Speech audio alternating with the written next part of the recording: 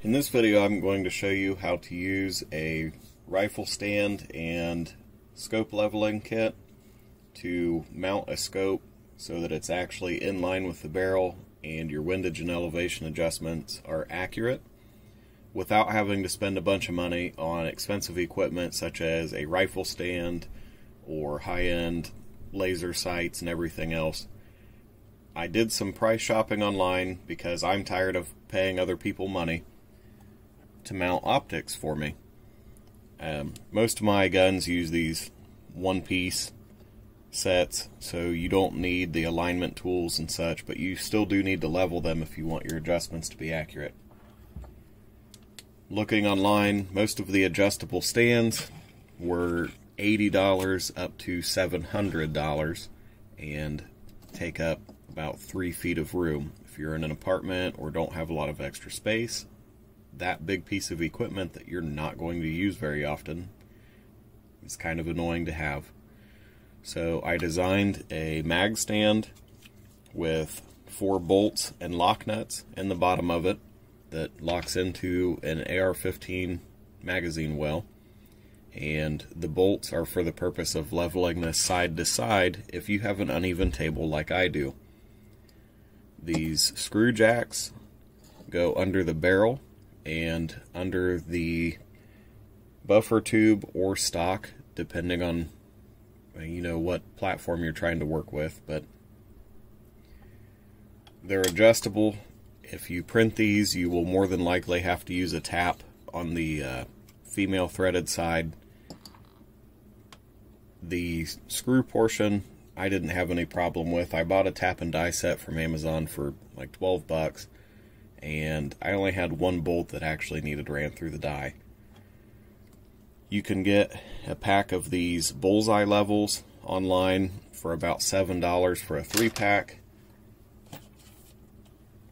Or you can buy one of these scope mount leveling toolkits on eBay or Amazon for $25-ish. The benefit to the bullseye levels is that the bubble takes up most of the center. It's really easy to see if you're out of alignment, whereas these clamp-on and magnetic style levels have quite a bit more room between the lines. It's easier to be off by a little bit, at least for these cheap ones. The more expensive ones are nicer, but you also have to pay significantly more. So we're going to start with our rifle that has been verified clear and drop it onto the mag stand. Locks in, and this was intentionally left loose so that you would have room for adjustment.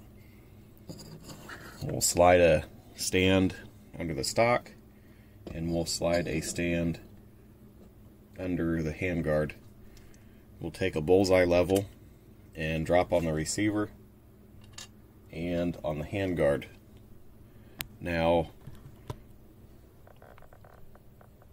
these are obviously pretty far out of level, so we're going to adjust them until they are leveled.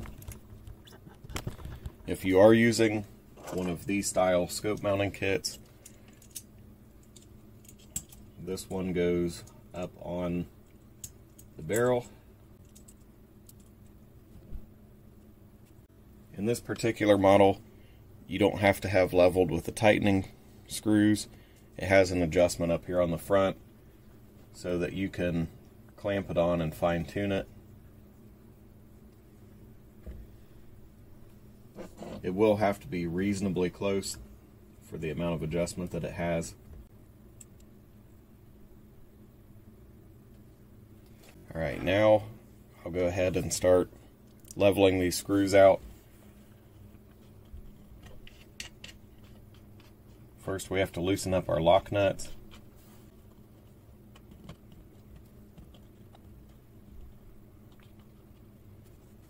And they're not perfectly centered yet, but we're going to start adjusting the screw jacks.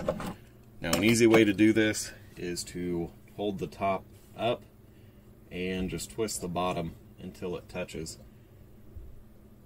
Once it touches the table, keep an eye on your bubble.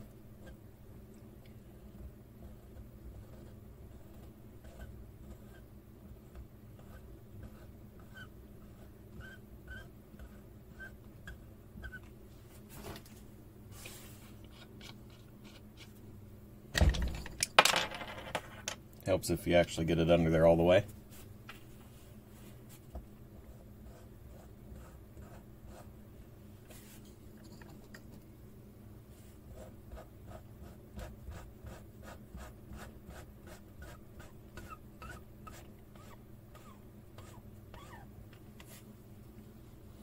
Alright, we're pretty close now. I have to adjust the side-to-side level again.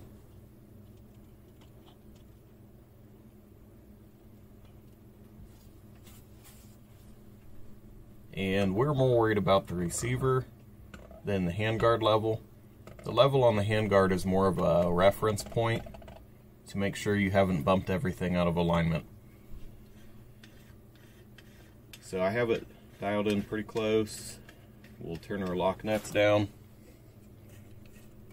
to make sure that everything stays where it's supposed to.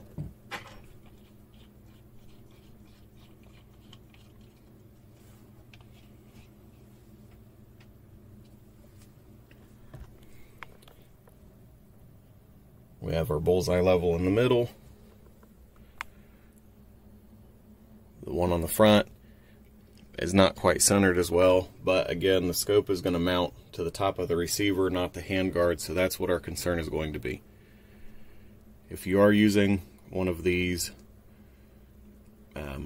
reference levels on the barrel, this would be the time to adjust it.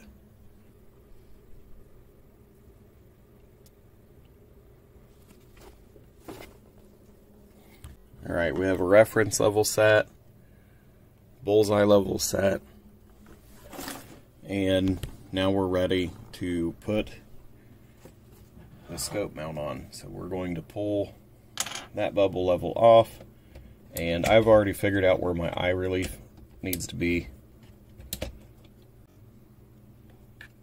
We can put a bullseye level back on the receiver to make sure I didn't wiggle it around too much. It is a little bit difficult to see under the scope, but close enough to get a good idea that it's still in the center. We'll put our third bullseye level on top of the scope and turn the scope from side to side until the bullseye level is centered in there. And we are more worried about the left and right than the up and down, because we cannot change the up and down motion of the scope mount. We can only change the left and right. The further this is out of alignment, the worse your adjustments are going to be as far as accuracy goes. If your scope is canted to one side, when you make an elevation adjustment, it'll be at an angle, and you'll end up having to go adjust your elevation and windage instead of just your elevation. If you have a lapping kit, this would be you would want to lap these before you put the scope in them to make sure that you get 75% or greater contact. So I have the scope leveled. If you have them, you can use these inch-pound drivers. This scope calls for 18 inch-pounds, so the settings on this one are not super accurate. I would rather be a little bit under than a little bit over.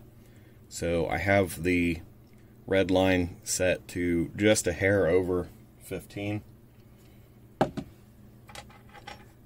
We'll start by using the key that came with the scope just to try to evenly snug things down first.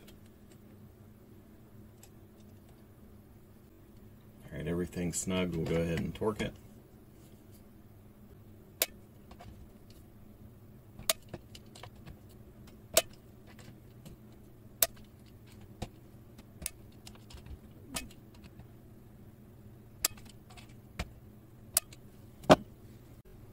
Alright, that's all there is to it. Recheck your level. We're still in the center. Check the one on the handguard. It's still centered up reasonably well. The adjustment on that would be to loosen my set screws and rotate this a little bit side to side, but I did the best I could to line up the pick rail instead of trying to level it, because that is going to probably bother me a lot more if these aren't aligned than if they're slightly to the side to make that bubble level. And that's it. That's the 3D printed DIY scope leveling technique. It's not terribly hard. May not be a good enough method for long-range precision rifles, but for a low-powered optic like this one, or my deer hunting rifle or something like that, where I'm only going to be shooting 100, 200 yards, maybe 300 tops, this is going to be plenty good enough for every application that I use it for. The files are posted on Thingiverse, and they're free. I don't care what you do with them. You want to modify them, sell them, whatever. That's why I posted them for free.